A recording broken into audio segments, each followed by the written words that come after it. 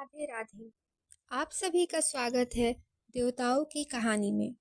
आज हम सब जानेंगे केतकी का फूल शिवजी पर क्यों नहीं चढ़ता है। तो आइए शुरू करते हैं। एक समय शेष साई भगवान श्री विष्णु अपनी पराशक्ति तथा प्रसादों से घिरे हुए शयन कर रहे थे।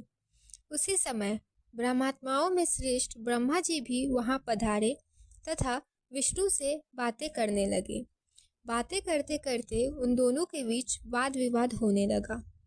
वाद विवाद इतना बढ़ गया कि उसने भयंकर युद्ध का रूप धारण कर लिया। उस भयंकर युद्ध को देखकर देवतागण भयभीत होकर भगवान श्री शंकर के पास कैलाश पहुँचे और उन्हें सारी बातें बताई। निरंकार भगवान शंकर इस भयंकर युद्ध को देखकर एक विशाल अग्नि स्तंभ के रूप में उन दोनों के बीच आ प्रकट हुए। इस अद्भुत स्तंभ को देखकर ब्रह्मा, विष्णु तथा अन्य सभी लोग आश्चर्यचकित हो गए। ब्रह्मा, विष्णु दोनों ने इसकी ऊंचाई तथा जड़ की सीमा देखने का विचार किया। विष्णु शुकर का रूप धारण कर उसकी जड़ की खोज में नीचे की ओर चले गए। इसी प्रकार ब्रह्मा भी हंस का रूप धारण कर उसका अंत खोजने के लिए ऊपर की ओर चल पड़े। पाताल लोक को खोदकर बहुत दूर तक जाने पर भी श्री विष्णु को उस अग्नि स्तंभ का आधार नहीं मिला, तो वे थक हार कर रणभूमि में वापस आ गए। दूसरी ओर ब्रह्मा जी ने भी आकाश मार्ग से जाते हुए मार्ग में एक अद्भुत केतकी यानी कि केवड़े के पुष्प को गिरते हुए देखा।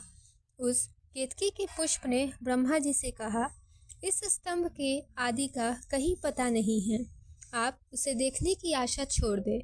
तभी ब्रह्मा जी ने केतकी पुष्प से निवेदन किया कि तुम मेरे साथ चलकर विष्णु के समक्ष यह कह देना कि ब्रह्मा जी ने इस स्तंभ का अंत देख लिया है।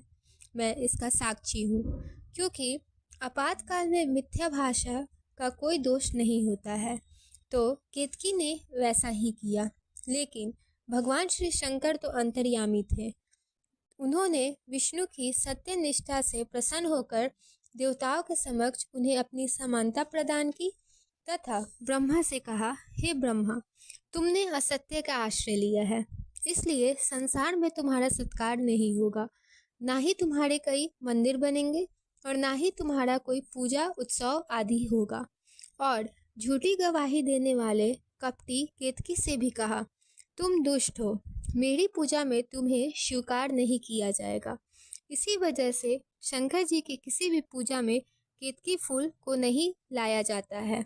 तो आइए बोलिए भोलेनाथ की जय।